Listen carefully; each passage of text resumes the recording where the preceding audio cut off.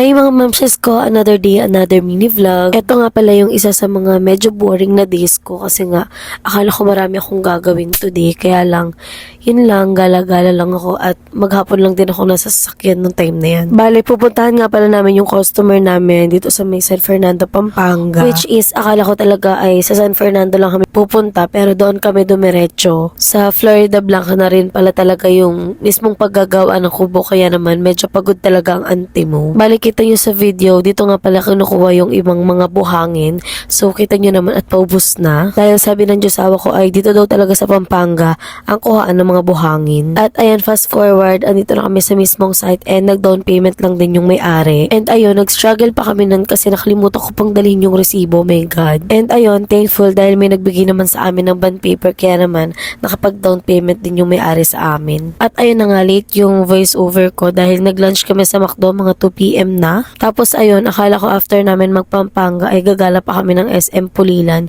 Kaya lang hindi na talaga kaya ng powers kaya naman dumiretso na kami agad pa uwi. At syempre as usual kapag umuwi ako ng bahay, eto yung mga bumubungad sa akin yung mga machines ko sa aking printing business. Meron nga pala akong small business na nag-run online sa aking Black app tsaka sa Blue app. Alam nyo na yun, basta pwede kayo mag-follow and mag-order directly sa akin. Mag-message lang kayo or mag-PM sa aming FB page. Ito nga pala yung first time na may umorder sa akin ng bulk order. Personalized mousepad siya and girl, grabe talaga yung kilig ko. Charis. Anyways, nagkaroon din pala ako ng problem dito sa pa-order ko na to.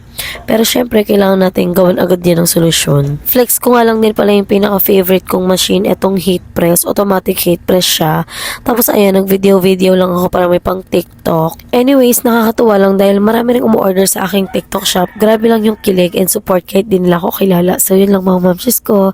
Thank you so much for watching. See you on my next vlog. Bye!